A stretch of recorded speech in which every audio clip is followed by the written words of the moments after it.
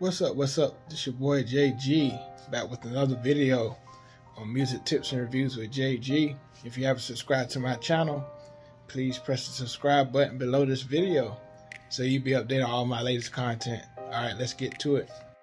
So, we've heard the news yesterday. I know everybody has heard it, in YouTube land, on the news, every news channel, that R. Kelly is sentenced to 30 years in prison. It is sad, that all that talent, he was a musical genius, wrote for Celine Dion, Aaliyah, Michael Jackson, B2K, so many incredible artists he has written for. It's just sad to see all that talent in prison for 30 years. That's very mind-blowing, and I'm just wondering why, they didn't stop this earlier, when he was accused around 2000, 2001. They seen the tape, they seen all this evidence, but they didn't accuse him earlier. And I'm starting to wonder about a lot of these things, even though it's a lot of evidence that he has done it. Of course, a lot of evidence, he did what they said he did, and he has to pay the consequences for it. But in the back of all of this, it's like, well, what's going to happen next? Is they going to really get down, crack down on a lot of other industry, black industry artists and entertainers? Are they gonna really crack down on even other ethnicities, entertainers and artists, to try to get a lot of dirt out of what has been going on in the industry for years and decades and centuries? Are they gonna crack down on other people? Some people feel he's been blackballed, using him as an example. I don't know what R. Kelly gonna do. Some people say he's gonna, snitch on other artists and other entertainers. But man, that doesn't matter. But what matters is that we learn from this. Addiction is real. A lot of people have certain addictions, and they have to learn how to get over those addictions so they won't end up, in the same predicament that R. Kelly is in. And I think he got to a point where he felt he was so powerful that he was untouched, that he couldn't be touched. And he has a awakening now that he can't be touched. The powers that be, they can do whatever they want to, with you. And it's just sad from his musical standpoint. It's so sad to see all that talent go to waste. He's written Fortunate for Maxwell. He's written so many hits for B2K. And the list goes on. Charlie Wilson, he revived his career. And I asked a question way back on my channel, and you can go to that video. Should artists still perform his songs? And I feel like, if they want to perform his songs, they can perform his songs. It's no problem with me. If they decide not to, that's their personal choice. If they perform a song he has written.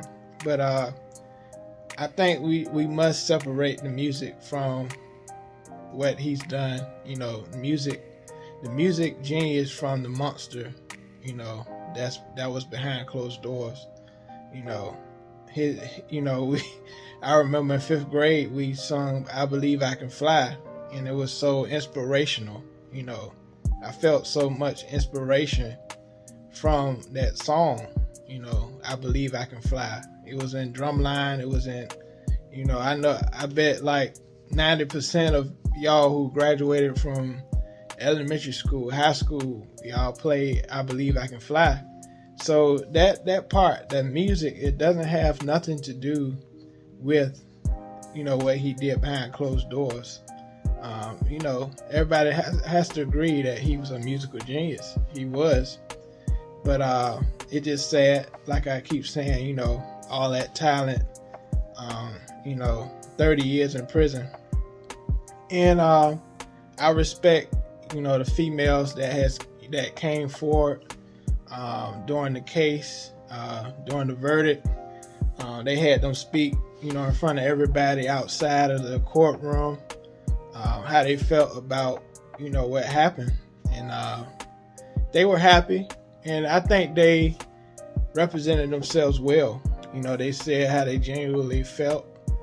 They didn't cause any, arguments with the crowd. Some people hated them for, standing up for themselves. And it's just sad that the black woman, the black female, it's been a hard struggle for them to stand up for themselves, especially in this country. But it's even more sad that they had to stand up for themselves against a black male. The black male should be, with us. They shouldn't be abusing us or taking advantage of us. Of the black, you should have meant the black woman. That's what I mean. They shouldn't be taking advantage of the black woman in that manner, abusing the black woman in that manner. And so, let me know what you thought about, this sentence. Do y'all think that's fair that he's been in jail? He's gonna be in jail for 30 years. That means, he's gonna be in there until he's like 80 something years old. And it's sad. I ain't gonna lie. Sometimes I still listen to his music. I ain't gonna front. Sometimes I listen to his music. I don't listen as much as I used to, but I still listen to some songs that, because he's a musical genius. I separate the music from what he's done. I still listen to it sometimes, but that's what I chose to do. But let me know under the comment section what you feel about the verdict. Him being sentenced to 30 years in prison. Give your honest opinion. On my channel, let's not judge, people for their opinion, but understand people's opinions and standpoints, because there's a lot of people out there that's really, thinking R. Kelly is still innocent. And some people are like, no, I'm not messing with his music. I'm not messing with anything of his, and also it has came out in some video clips that and this is the interesting part, that he didn't get to own his masters before all this happened. So that was an interesting part of this whole case. It's like thinking of Michael Jackson. They were trying to gain ownership. Prince, all these African American male artists, they've been trying to gain their masters. And so when R. Kelly is just about to try to get his masters, that's when all this comes down on him. So that's an interesting view as well. But it doesn't excuse what he has done, throughout these years, as far as these females.